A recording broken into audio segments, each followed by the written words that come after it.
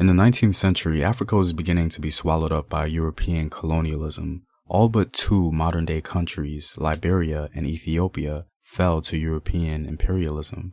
One of these countries became a gem and a symbol of hope for the entire continent, and we have a very powerful Ethiopian empress to thank because of that.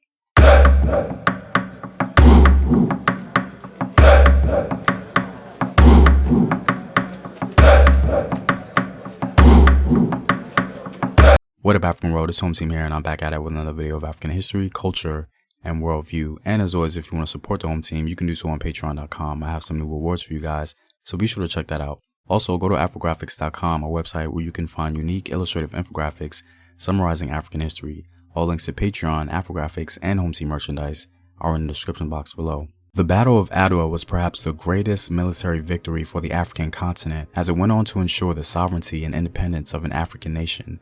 The Ethiopians instantly became elevated and admired in the minds of all Afro-descended people because of this accomplishment.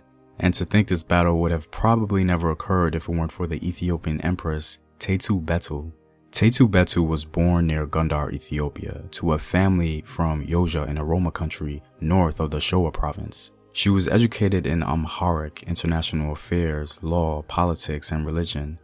As a young woman, she was previously married to a general who served under Tewodros II and a governor. But on April 29, 1883, Taytu married Menelik II, thus becoming Queen of Showa. On November 5, 1883, she was crowned Empress of Ethiopia. When Menelik and Taytu met, he was merely the king of Showa, a province in southern Ethiopia. His marriage to Taytu gave him a smart, energetic political partner with a power base in the north, confirming Menelik as a leader with a claim to truly national credentials. Taytu proved to be a strong leader herself, an empress who did not shy away from harsh measures, whether against the encroaching Europeans or against rivals for Menelik's affection. Domestically, she sought to ensure northern domination of Ethiopian politics by uniting key families in marriage alliances. Some of her other accomplishments include naming Menelik's capital Addis Ababa, financing its first hotel, and ensuring that women all across Ethiopia had access to education. Ethiopia was of course one of the African states that the Europeans sought to colonize during the scramble for Africa in the 1880s. But Italian imperialistic ambitions in Ethiopia were foiled as a result of Empress Taytu's moral and political influence on her husband, Emperor Menelik. Taytu opposed Menelik's open door and modernization policies. She correctly believed that Italy coveted Ethiopia, while other European nations sought commercial and political ties with the monarchy to advance their own interests. In support of her anti-European agenda, Taytu was largely responsible for rejecting the Treaty of Wachau, which played a role in the Battle of Adwa. The basis of the Italian imperial ambition in Ethiopia was a Treaty of Amity and Commerce, otherwise known as the Treaty of Wachau, which Emperor Menelik signed with Italy on May 2, 1889. Interpretations of the treaty, however, particularly Article 17, varied. Whereas the Italians claimed that Ethiopia ceded part of its country to them, the Ethiopians argued that no such secession of territory was ever contemplated. Thus, a serious diplomatic struggle developed in 1891 when the Italians formally declared Ethiopia an Italian protectorate. During this diplomatic conflict, Empress Taytu emerged as perhaps the most uncompromising advocate of Ethiopian independence. When during the negotiations, it appeared that Emperor Menelik was about to make concessions to the Italians, the Empress reportedly stood firm against Emperor Menelik. The following is part of her dialogue.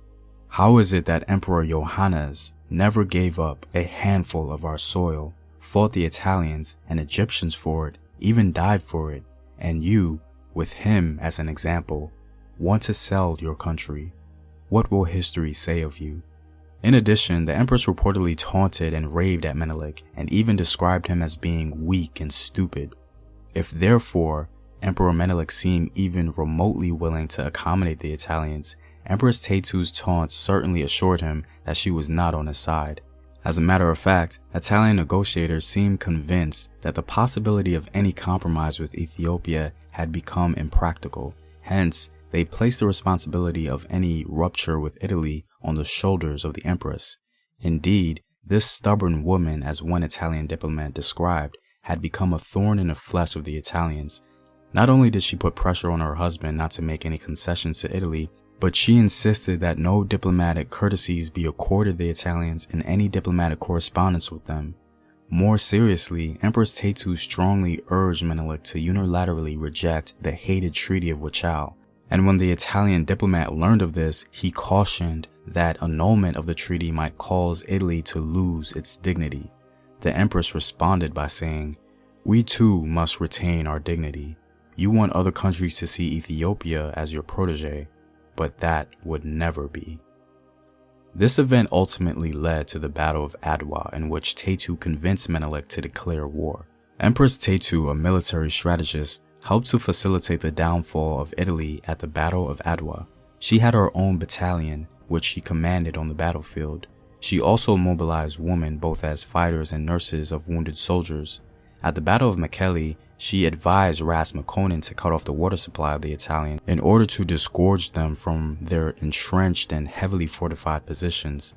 Empress Taytu was also the receiver and analyzer of intelligence information collected by spies, which historians have characterized as of crucial importance to the Ethiopian victory at the battle.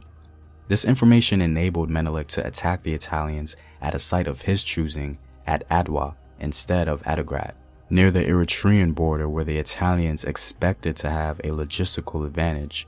During the emperor's debilitating illness, Empress Taytu assumed control of the monarchy largely by making government appointments and land grants. After Menelik's death, Empress Taytu retired to a church she had built in Ethiopia. Well, I'm all out, guys. If you like these videos and want to help out in its continued production, you can do so on patreon.com. The link is in the description box below. Know thyself. Remember your ancestors. Peace.